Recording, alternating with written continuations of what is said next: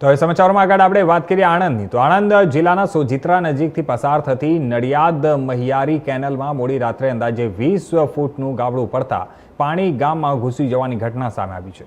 કેનાલનું પાણી નીચાણવાળા વિસ્તારોમાં ફરી વળતા અન્નપૂર્ણા મંદિર વિસ્તાર સહિત અનેક વિસ્તારોમાં જળબંબાકાર જેવી સ્થિતિ સર્જાઈ છે.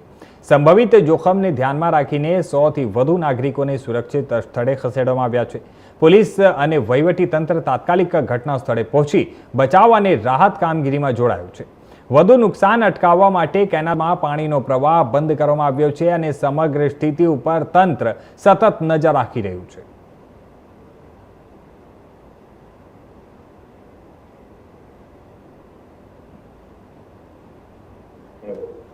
जी मारू नाम एजे राठौर, कार्यपालक इंजीनियर पेटलाद सिंचाई विभाग पेटलाद। घटना बनी है अहींया કેટલું નુકસાન? एक्चुअली केवुं छे अमारी खंभात शाखा नहर छे एनी 73,000 ની સાંકળ છે। અંદાજિત 9:30-10 ની આસપાસ અમારા ચોકીદારો દ્વારા અમારા સ્ટાફને જાણ કરવામાં આવી કે આપણો પાળામાં ડેમેજ થઈ રહ્યું છે। તો જ્યારે આઈને જોયું તો એવું ખબર પડી કે ભાઈ આપણી કોઈ જૂની ડ્રેનેજની કોઈ પાઇપ લાઇન નીકળે છે અને નીચેથી બીજો કાંસ બી નીકળે છે। એના કારણે નીચેથી પાણી આવવાના કારણે અપલીટ પ્રેશર આવ્યું, જેના કારણે આપણો લેફ્ટ હેન્ડ સાઈડનો પાળો ધોવાઈ ગયો છે। જે તે સમયે લગભગ આજથી 3 કલાક પહેલાં 700 જેવું પાણી ચાલતું હતું। એ બધું ઉપરથી આપણું છે કે આપણી જે સિસ્ટમ છે ત્યાં ઉપર 0થી જ સિસ્ટમ બધી બંધ કરાવડાવીને હમણાં લગભગ પાણી ઓલમોસ્ટ બધું બંધ થવાની તૈયારીમાં છે। કેટલું નુકસાની કહી શકાય છે કે જે પ્રમાણે પિયતનું અત્યારે જરૂરિયાત છે, ખેડૂતો પાણી માટે રાહ જોઈ રહ્યા છે, એમાં કેટલો સમય લાગશે? અને રિપેર થતાં અંદાજિત 1.5 થી 2 દિવસ એવો લાગવાની પૂરી હોય છે, કારણ કે આખો પાળો નીચે અમારા બેડમાંથી જ જે પાઇપ નીકળી એના કારણે બેડથી જ ધોવાઈ ગયો છે। આખું જ આપણે અને પાકા પાયાનું કરવું પડશે આનું લાઇનિંગ।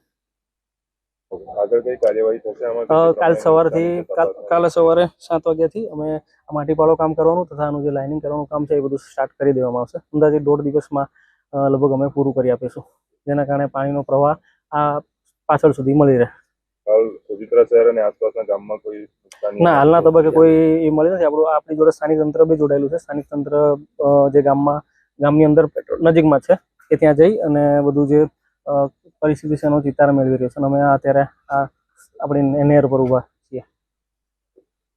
મારું નામ નરેશભાઈ કાવીભાઈ તળપદા છે। અમારા 5 ઘરમાં પાણી કેનાલનું આ છૂટવાથી અમારા 5 ઘરમાં નુકસાન થયું છે। અમારા તબેલાના હોવાથી બધી જે ઘાસચારો હતો 2 થી 2.5 લાખ રૂપિયાનું નુકસાન અહીંયા થયું છે। અનાજનું નુકસાન થયું છે, કારણ કે આ બેદરકારી કેનાલની છે, બરાબર? કે અમારો તો કોઈ વાંક છે નહીં। એક કાંસ વિભાગને જે અમે અરજી આપી હતી, મામલતદારને બી અમે અરજી આપી હતી કે કાંસ વિભાગ તમે સાફ કરો, ક્લિયર કરી આપો અમને। અમારે ખેતીનું કામ ચાલે તો ખેડૂતનું કામ ચાલુ થઈ ગયું છે, રોપણી ચાલુ થઈ છે, તો બી કોઈ કામ કશું કર્યું નહીં। 2જી તારીખે મેં અરજી આપી છે મામલતદારને, 2જી તારીખે મામલતદારને મેં અરજી આપી તો બી કોઈ કાર્ય થયું નહીં। અને છેલ્લે બેદરકારી કેનાલ ખાતાની છે, એના કારણે અમને નુકસાન ઘણું બધું થયું છે। અત્યારે જે પ્રાણીઓને બધા છે, ગાય ભેંસોને બધું છે, એ બધાનો જે ઘાસચારો છે બધો તો નુકસાન થઈ ગયો છે। શું માંગણી છે? તો માગણી તો શું છે કે એના અને કેનાલનું કમ્પ્લીટ કરી આપે। બીજું કે અમને જે વળતર મળતું અમને મળે, કારણ કે અમારે ગાય ભેંસોનો છે બધું અને કશું જ રહ્યું નહીં। ઘાસચારો માણસનું તમે કોઈ બી કરો, માણસનું અનાજ બધું જ ગતું રહ્યું છે। માણસનું ચાલો ભોગવી બી લઈએ, પણ અત્યારે જે ગાય ભેંસોને બધું છે એનું શું? અમારે એને શું કરવાનું? અને અમારી કોઈ ભૂલ નહીં, અમે એની અરજી આપી છે, બરાબર?